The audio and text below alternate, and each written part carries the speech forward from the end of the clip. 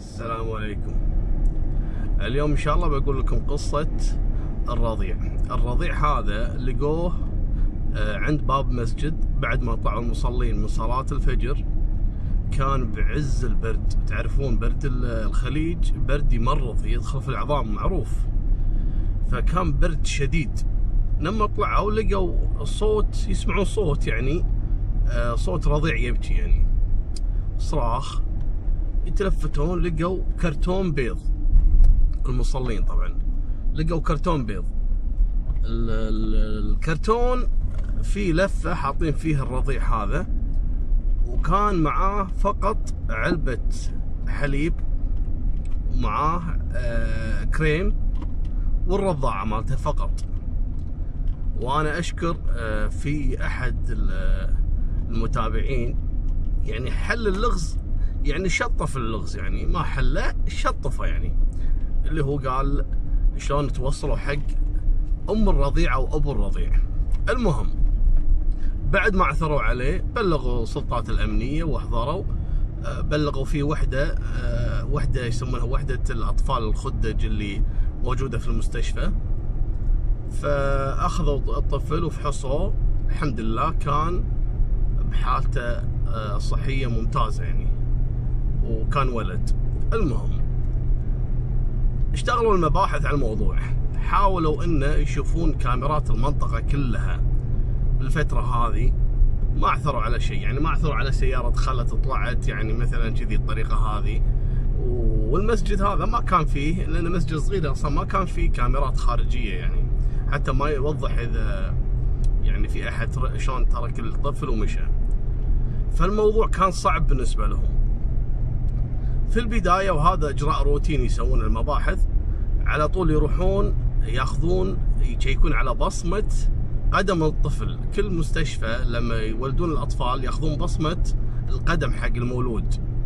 طبعا هذه المشكله في البصمه شنو؟ هذه ما هي بصمه جنائيه، يعني ما هي بصمه تدخل في سيستم الداخليه مثلا ويقدر يشيكون، لا، هذه فقط بصمه تعريفيه علشان الطفل ما يضيعون الاطفال، يعني يعرفون ان هذا الطفل امه فلانه. فقط خذوا بصمه ريله ومع بصمه الام، يعني تعريفيه فقط، انه علشان يفرقون بين الاطفال، لكن ما هي بصمه جنائيه، يعني ما تكشف، يعني لما تحطها بالسيستم مثلا ما تعرف، مستحيله يعني، هذه يعني بصمه مؤقته.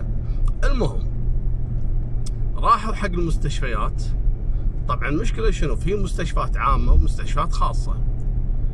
راحوا تشيكوا في المستشفيات بالمواليد اللي صار لهم تقريبا شهر،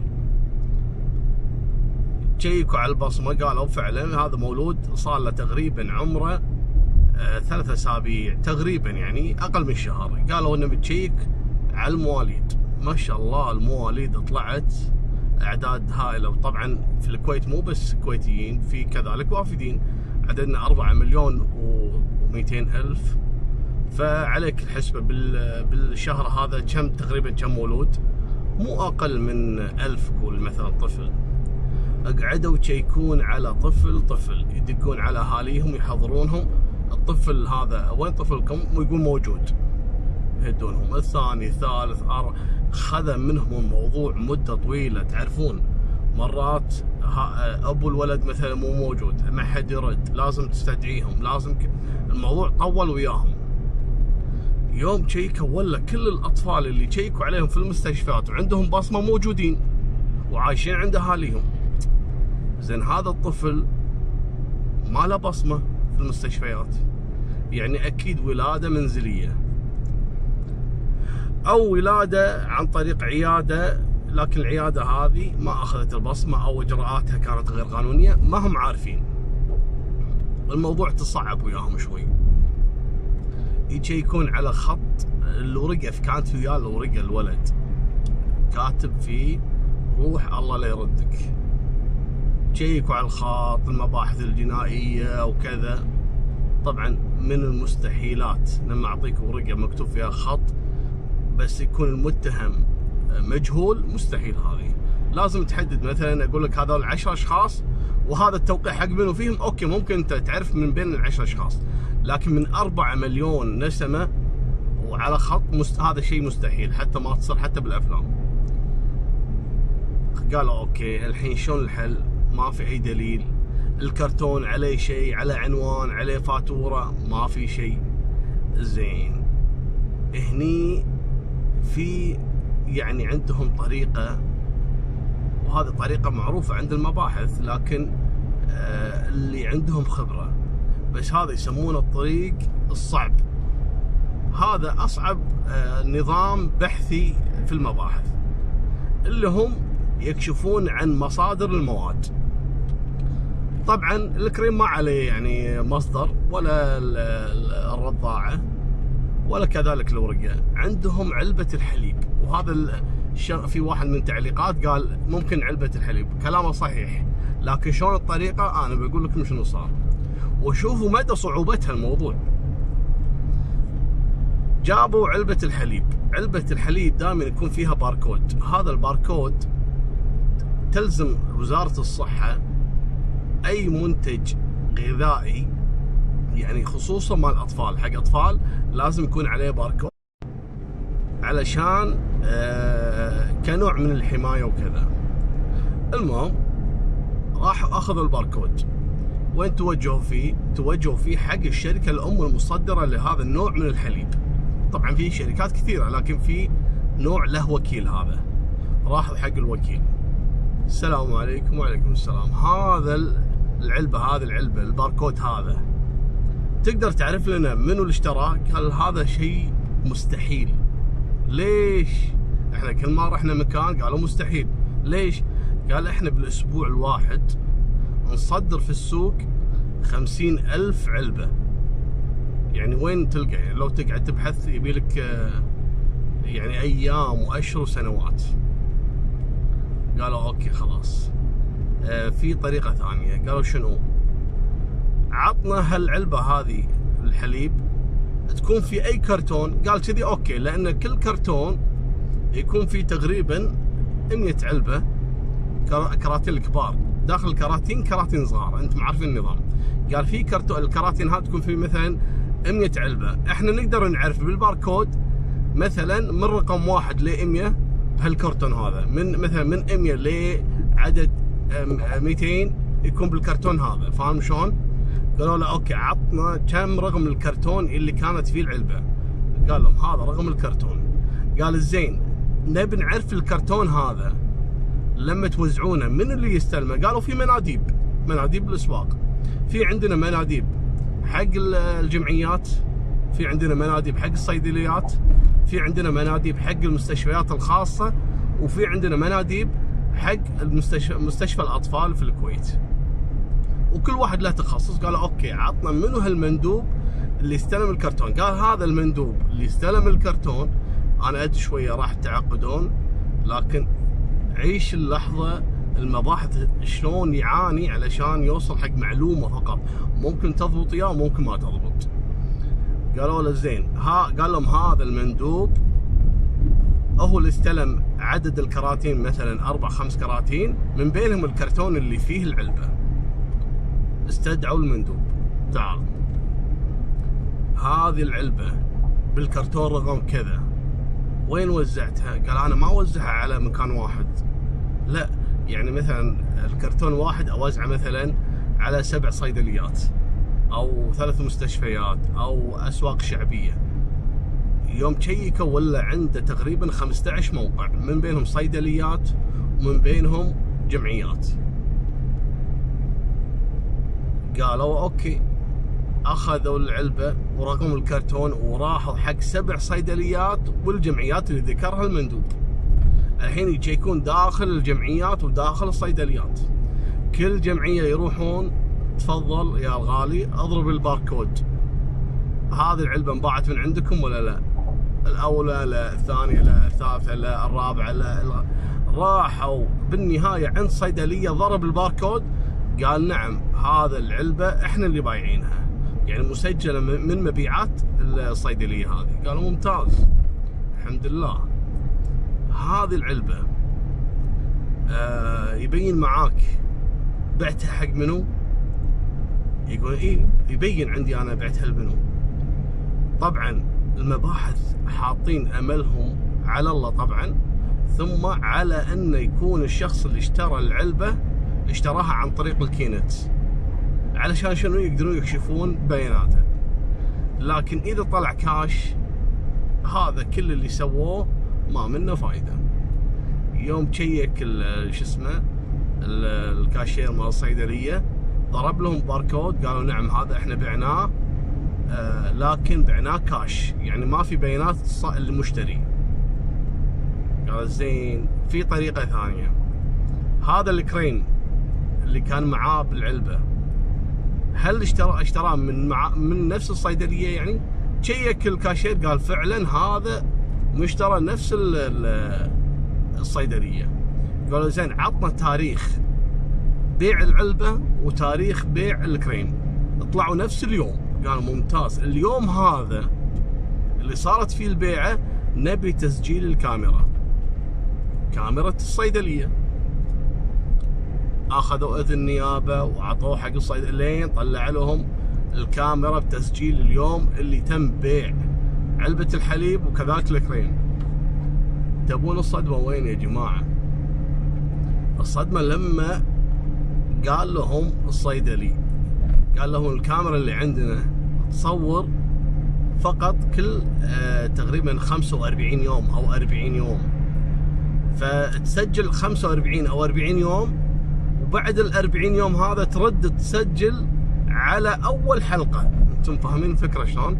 يعني الكاميرا تسجل بس حق 40 يوم، اذا خلصت ال40 يوم الكاميرا ترجع تسجل على التصوير رقم 1. لما جو يشيكون قال انا ما اعتقد اذا انتم تبون الفيديو مال اليوم الفلاني، طبعا هم طولوا على ما وصلوا للصيدلية، كل يوم مكانهم. قال انا ما اعتقد، لان تقريبا الكاميرا ردت تسجل مرة ثانية على نفس اليوم هذا. لما تشيكوا طلعوا الفيديو، ولا يا سبحان الله، ربك لا بغى يكشف امر يكشفه. طلع الكاميرا كانت توها مبلشة تسجل على نفس اليوم، لكن ما وصلت الساعة اللي كان فيها بيع العلبة هذه.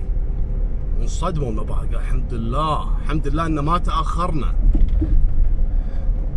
طلعوا الساعات اللي تم فيها تسجيل، اكشفوا ان في حرمتين دخلوا الصيدلية في اليوم هذا. دخلوا الحرمتين صيدلية واشتروا علبة الحليب، وكذلك اشتروا الكريم، لكن كانوا متقاطعات، مو مبين، يعني مو مبين شكلهم، يعني لفه وكذا مو مبين. الكاميرا ما كانت ماسكه وجيههم عدل، وحتى لو ماسكه وجيههم هم مشكله ما راح يتعرفون عليهم، حتى لو يعرفون الوجه، يعني يحتاج بحث ثاني. لكن قالوا خلاص نبي الكاميرا اللي خارج الصيدليه. شيكوا على الكاميرا اللي خارج الصيدليه، لكن يسوء الحظ ان كانوا جايين بتاكسي. قالوا ما في مشكله، طلعوا لنا رقم التاكسي. طلعوا رقم التاكسي، مبينه لوحه السياره مالت التاكسي. استدعوا التاكسي اليوم هذا، تفضل معانا، تذكر اليوم الفلاني اللي وصلت فيه حرمتين حق صيدليه الفلانيه بمنطقه الرقعي. انا بقول لكم اياها كانت بمنطقه الرقعي. تذكر؟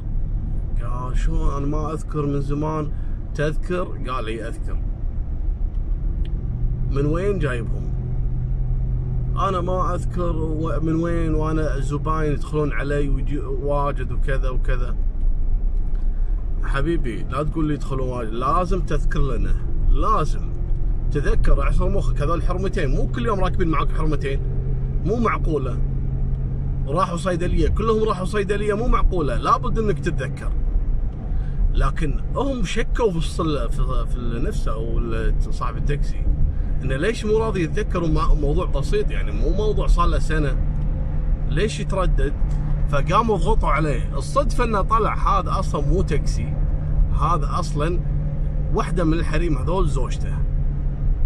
قالوا له اهلا تعال. بعد ما ضغطوا عليه قال لهم شنو المشكله؟ قالوا له يبا هذا على موضوع رضيع وكذا.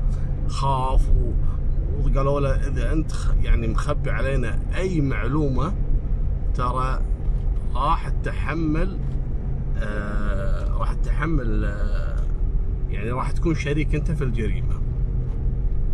فاعترف على طول، قال يبا انا بعد ما خلصت شغلي من الفرارة وتاكسي وكذا اتصل علي نسيبي.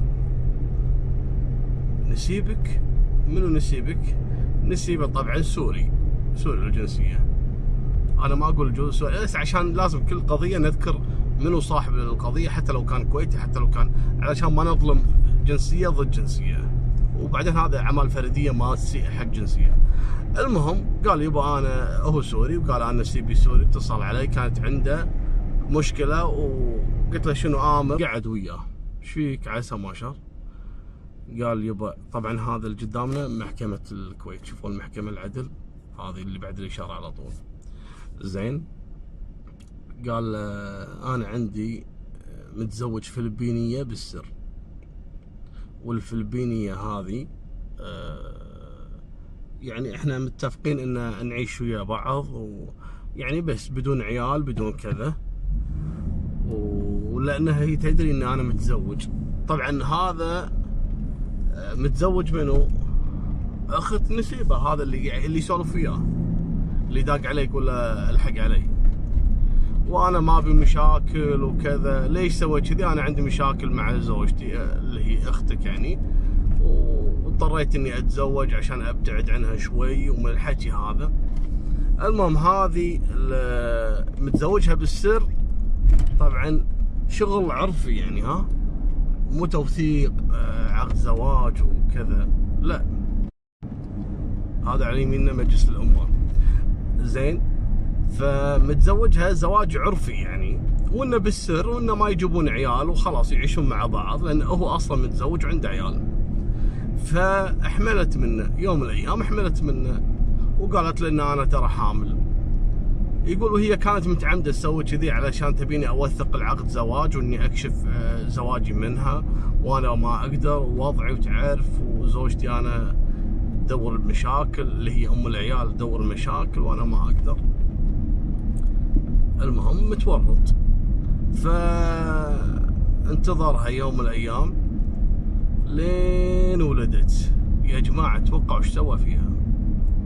خلاها تولد في البيت غصب، ما يبي يوديها المستشفى، لان اذا راح المستشفى خلاص ياخذون بيانات الزوج والزوجه ويطلعون ورقه ويجبرونه يطلع عقد زواج ويكتب تعهد، يعني قصه طويله عريضه مو. فجبرها انها تولد داخل البيت بالشقه غصب. كان حاجزها في البيت، ويقول انا يعني، طبعا بعدين اقول لكم انه كان يعترف حق المباحث انه يتمنى انها تموت في الولاده. لهالدرجه وصل مع الحال، يعني حاس ان هي خدعته وكذا. قدامنا هذا المسجد الكبير تشوفونه طبعا. زين، فيحس انها خدعته وانها تبي تفضحها وكذا. المهم يقول فعلا انتظرها لين ولدت في البيت. طبعا من اللي ساعده؟ توقعوا من اللي ساعده على ولادتها في البيت؟ اللي هي زوجة نسيبه وزوجته. طبعا اعترف حق زوجته وقال لها انا ما ابيها، وانا تورطت وياها، وانا طلقتها الحين شرعا، بس ابي افتك منها. قالت خلاص. اكيد تبي تفتك منها؟ قال لها اكيد. قالت خلاص احجزها في البيت. وكانت هذه فكرة زوجة الزوج، فهمت شلون؟ الشريكة، هذا الشريكة هي اللي شيشته على الزوجة الأولى، على الثانية عفوا. ففعلا كانوا مربطينها وحاطينها بالشقة وولدوها غصب. بعد ما ولدت خلاها داخل الشقة وقال لها الولد أنا راح أذبحه، إذا ذبحت الولد ترى نرد نعيش مع بعض. هذه كانت خطته إنه يهديها وإنه يقتل الولد، يعني يقول لها أنا أقتل الولد وأتخلص منه، وإن نرد نعيش مع بعض، ولين تهدى الأمور يتخلص منها هي، يعني يسفرها، يتركها وينحاش بأي طريقة. أهم شيء إنها تكون راضية إنهم يعيشون مرة ثانية مع بعض بس بدون عيال. فكان مربطها داخل بمعاونة زوجته وزوجة نسيبه. المهم بعد ما ولدت أخذ الطفل في الليل، وقبل لا يرمي الولد أرسل زوجته زوجة نسيبه إلى أن يشتروا لها أغراض، يشترون حق الطفل هذا، يشتروا له أغراض. فاشتروا له لفة من السوق، لفة مالت الغطاء هذا مالت الأطفال، واشتروا علبة الحليب وكذلك الكريم. ولما رمى الطفل يبي يأكد، قالوا له احنا في شيء قاهرنا بالموضوع. طبعا انت كلك على بعضك قاهرنا الحين، طبعا بعد ما ألقوا القبض عليه يعني باعترافاته. قالوا له في شيء قاهرنا، انت ليش كتبت الورقة هذه؟ روح الله لا يردك. قال انا كتبتها قدام زوجتي علشان تتأكد ان انا فعلا ما ابيه ولا ابي امه، وكان هذا شرط زوجتي. شوفوا يا جماعة المرأة، طبعا مو كل الحريم كذي، لكن في المرأة اذا صارت عقلية شيطان خلاص سبحان الله. شوفوا شلون تفكيرها، تقول له اكتب لما ترمي ولدك هذا، لما تقط ولدك بالمسجد عند باب المسجد بالفجر بعز البرد، ابيك تكتب كذلك ورقة روح الله لا يردك. يعني والله يا جماعة هذول شنو بشر؟ يعني واحد يتمنى ظفر طفل، ظفر بنفسه، وهذول الله يرزقه بولد وبصحة سبحان الله، وبصحة، ويرميه رمية هذه. يعني يا سبحان شيء غريب عجيب، لكن هذه حكمة رب العالمين، لازم في أنواع البشر. المهم تم إلقاء القبض عليه، والقاء القبض كذلك على زوجته كشريكة في الجريمة، والقاء القبض على زوجة نسيبة. ليش؟ بتهمة شنو؟ طبعا أول شيء بتهمة خطف اللي هي زوجته الثانية، خطف الزوجة وحجز حريتها والشروع بالقتل، لأن إجبارها على الولادة داخل البيت كانت نوع من أنواع القتل، الشروع بالقتل، لأن دخلوا على الشقة اليوم لما طلعوا المسكينة هذه الزوجة الثانية، لقوها بحالة يرثى لها، كانت على وشك موت يعني. وكذلك اعتقلوا صاحب التاكسي اللي هو النسيب الحبيب هذا اللي ما فزع بخير. كلهم راحوا، طبعا كل واحد خذ عليه حكم سجن، واعتقد يعني بعد ما قضوا السجن تقريبا 4 أو 5 سنوات حق الحريم مع شو اسمه النسيب، والزوج خذ له 7 سنوات بأكثر من تهمة، وترحيلهم من البلاد يعني. وكذلك هذه الآسيوية تم تسليمها حق السفارة الفاء زين، وعشان يتصرفون بالموضوع. لكن أنا أشكركم جدا على الاهتمام في معرفة تفاصيل القصة، ويعطيكم ألف عافية. لا تنسون بالاشتراك وتعطونا لايك إذا عجبكم الفيديو. ومن اليوم وطالع إن شاء الله بحيل الله، إذا الله عطانا عمر كل يوم بنزل قصة، وإن شاء الله أني ما أتأخر عليكم. ويعطيكم ألف عافية. هذه قدامنا أبراج الكويت، وإحنا على شارع الخليج. فما الله.